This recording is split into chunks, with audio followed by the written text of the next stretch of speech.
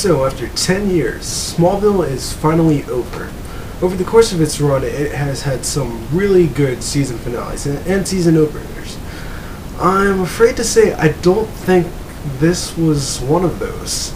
I don't mean to be too harsh. It wasn't horrible, and there were some things I really liked, but there were some things that were just a complete mess, to be honest.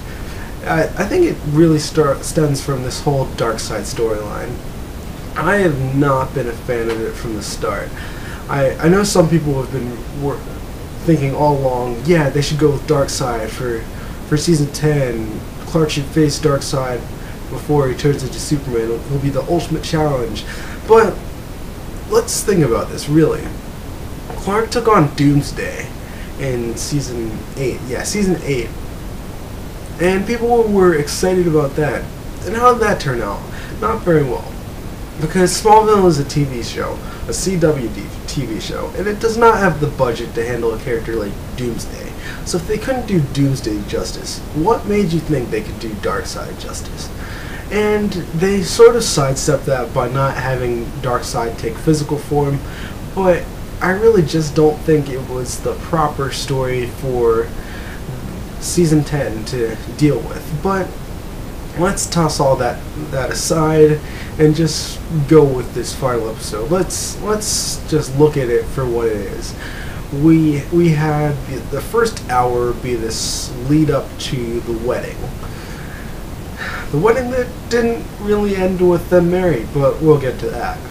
We've got a lot of stuff going on with Clark and Jonathan, Ghost of Jonathan, who showed up earlier talking about Clark's destiny and stuff, which, you know, that's cool and all.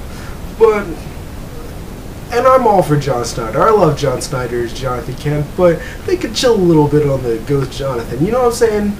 He didn't need to be chatting it up the whole time. He was hanging out. Basically, if somebody walked in and saw this thing, I don't think they would have gotten the fact that Jonathan was dead. Like, he was there for a lot of the episode. He was chilling in the house. He was chilling in the barn talking to Clark.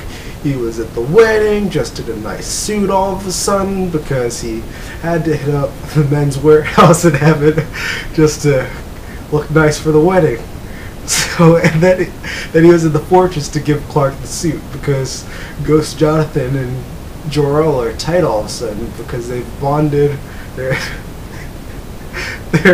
in dead Superman parent land just talking about raising this kid. I'm sorry. But seriously, it was nice to see John Snyder again, along with Annette O'Toole. And when Annette O'Toole comes back, she had previously given Lois and Clark the deed to the barn, and Clark's like, "Oh, I think Bob wants us to sell the barn," and then Martha's like, "No, Clark, that's not what I wanted you to do, you dumbass. You keep the barn. I gave you the deed so you could keep the barn and stay here." And Clark's like, No, Mom, we need to leave. We need to move to Metropolis and sow our seeds there." And Martha's like, "No, you don't. You don't need to let go of your past." So Clark's going through this whole, I need to let go, no, I don't need to let go. What do I feel I should do in the situation? And eventually he's like, well, maybe Lois is right. We shouldn't get married. And then by this time, Lois is like, wait, Clark's right. We should get married. So they have a talk, and they find out each other's vows, and we find out the vows. And eventually, we have to hear the vows again at the wedding. But it's, you know, it's more emotional because it's the actual wedding, I guess. So they go through that thing. But Oliver is under the control of Darkseid and them. So he's got this gold kryptonite ring that he dug out gold kryptonite to make this gold kryptonite ring to sabotage the wedding. Sorry. So he's going to slip this ring on them, and Chloe's like, no, Clark, it's gold kryptonite. You cannot wear it. It'll take all your powers forever. and that stops him, and Oliver turns all, oh, dark side influence, take over me. And he knocks Clark out the window, and for some reason Lois thinks she can do something. This guy just knocks Superman out the window, and Lois is about to fight him, I guess, and he knocks Lois around, and Clark comes up and he catches Lois, and then he fights with Oliver for a little bit, and gets the darkness out of Oliver, and then Oliver's good. He cries his dark tear, and now the darkness has been banished from Oliver.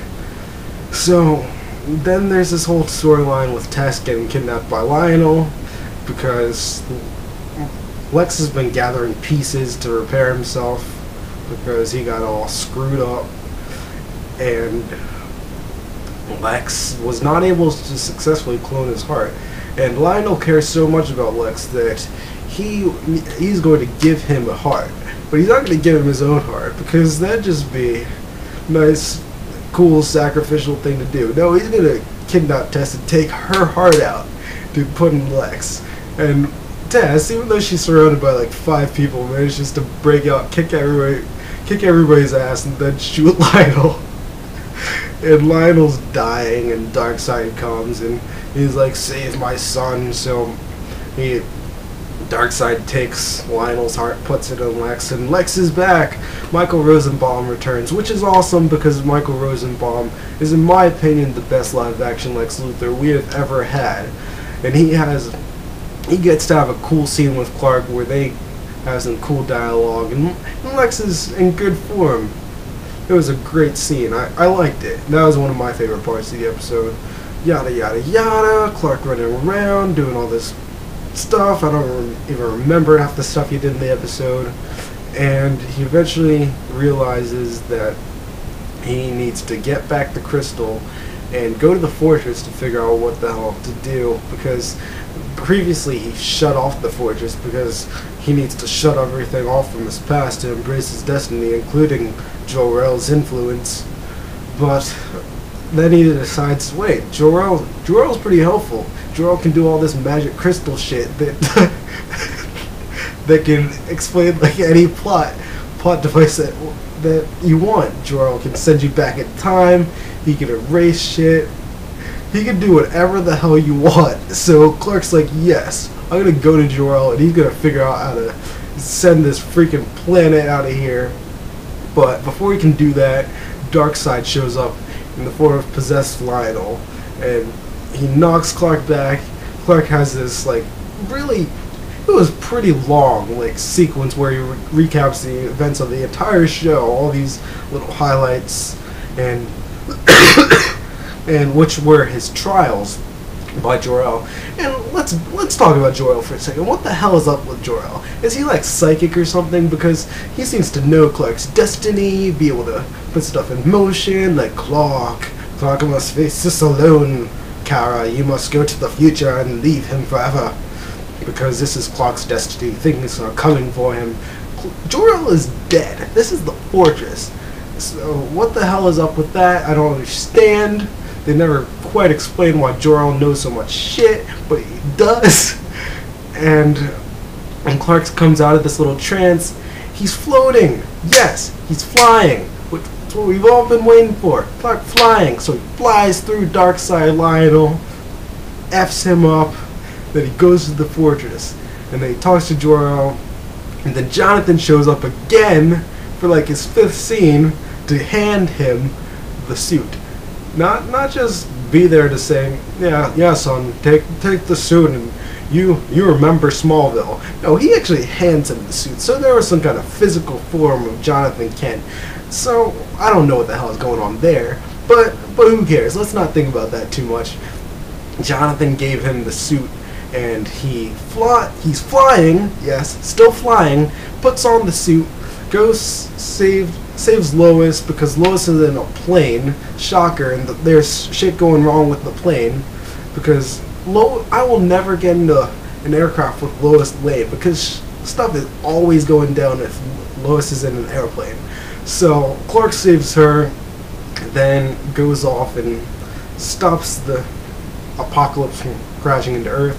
But let's rewind a bit, because my storytelling abilities for this thing aren't too good. Tess Mercer goes to talk to Lex. I thought they were going to have some nice scene where it's like, oh, well, I was the one that was brought in to replace Michael Rosenbaum when he decided to leave and was written off, and we felt like we needed a Lex-like character. You are Lex, I'm Lex-like, you are Lex, but I've become a better person now, and you're not. So they have their little chat. They hug. Lex stabs her. What the hell? Why'd you kill Tess? What was the point of that? Tess was cool.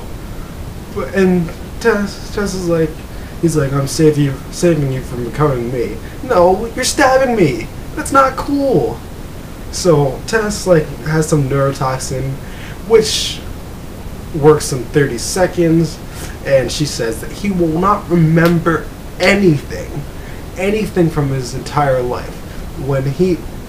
After that 30 seconds, that will be his life from there on. So what the freak? I'm not going to cuss that badly in this video. What the hell? This whole entire Lex-Clark relationship, all the interesting dynamics between them, all the development of Lex's character, that's gone. So what the hell? Honestly, what the hell? What was it all for? If Lex doesn't remember, the interesting dynamic of it is gone. I realize that it makes it more in tune with Lex Luthor, traditional Lex Luthor, not knowing who Clark is, not really having a relationship with him. They're just enemies. But now it doesn't make any sense, because since Lex is a blank slate, he's not really a villain. There's no sense in him being a villain. He's not evil anymore if he's a blank slate and has no memory. So they could easily just kind of fix Lex, because what we've discussed earlier in Smallville is that Lionel Luthor's influence is what corrupts you. Now Lionel's dead. Alternate dimensional Lionel is dead. So no Lionel Luthor, just blank slate Lex hanging out in Luthor Corp, which is now going to be Lex Corp, and no memory of his relationship or hatred for Clark. So it's Smallville. We know that it's not the traditional Superman story, so we could have just had a Lex that knew Superman's secret identity, but didn't want to give it away because that's just his thing, and they were just enemies, and it was cool because they had all this history together, an interesting dynamic, even though we're never going to see that anyway because this is the end of Smallville, but whatever. You didn't need to erase Lex's memory. That's just kind of stupid, honestly. But whatever. They did. It works out. Lex is a bad guy for some reason, because he just decides to become a bad guy when he's standing there alone watching this apocalyptic thing happen, and then this blue guy in a cape flies and saves the day. He's like, I hate this guy, I guess. So, flash forward 7 years. Lois and Clark still aren't married yet. Even though their wedding just got married, they weren't like, okay, well, let's get married now. After I save the day, no. They wait 7 years to get married, I guess. But to be honest, I really liked this last scene, this flash forward to the future. And what's my favorite thing about this scene? Aaron Ashmore's back as Jimmy Olsen. Not Jimmy Olsen, because Jimmy Olsen died, but Jimmy Olsen's little brother, whose name is also Jimmy Olsen. Anyway, Aaron Ashmore's back, and he's hanging out with Lois, who's got her weird hairdo and glasses, because that's how future Lois dresses. She runs into Clark. There's this thing going on that Superman needs to respond to, so he runs out onto the roof and he rips open his shirt, revealing the Superman symbol, while the John Williams music is playing, and we cut to black with the Superman symbol. I didn't say this before, but I always thought that was going to be the last scene. Clark ripping off his shirt. Now, some people are disappointed that we never actually got to see Tom in the Superman suit, but let's be real here. This is the Superman Returns suit. It was not tailored to fit Tom Welling, and they weren't going to make $1 million suit just for a few minutes for the series finale of Smallville. So we're lucky that we got to see what we saw. The CG Superman that they showed us, it was doable. Let's be honest. It wasn't that great, but we saw Superman, and he ripped open his shirt and showed the symbol. So I never saw Tom in the full suit, but they gave us more than what we expected, more than what I expected, and I think it was a suitable way to end it. See, suitable Superman suit. I didn't really intend for that pun to happen, and it's kind of unfortunate that it did. But yeah, Smallville finale. In some ways, it was a satisfying end. Like the very last scene, I thought was very well executed. I liked Clark and Lex's scene, even though Lex didn't remember it now because they decided to wipe Lex's memory. A few more things that I wish were different. I wish they didn't screw up Lana. Like, they wrote off Lana a few seasons ago. She had this like power suit, and there was this kryptonite bomb, and Clark couldn't do anything to it because it's kryptonite. So she had to absorb the kryptonite, and now she can't be anywhere near Clark. So she couldn't just pop up at the wedding and be like, "Hello, Clark." No, she can't be anywhere near it. So Christian Creep could not make an appearance in the finale because they wrote themselves into a corner, and I don't know if they were interested in having her anyway, but it would have been nice to have her back. And then Sam Jones getting in legal troubles and shit, so he couldn't be back either, obviously. So Clark's best friend, Pete Ross, he wasn't there. He wasn't at Jonathan Kent's funeral either, because Pete is just the deadbeat that doesn't show up to anything, apparently. So no Pete and Lana in the finale, which is just a little bit disappointing. But overall, it's not bad. It wasn't a terrible finale. It wasn't like an amazing finale. Season 9's finale was freaking great. That was a really cool finale. And there have been some other really awesome ones. Smallville, Smallville, you can usually count the season opener is going to be great, the season finale is going to be great. There are going to be a few like really good ones scattered out, some pretty bad filler ones in there, and a lot of decent ones. This one wasn't really that great. I mean, it's not only the season finale, it's the series finale.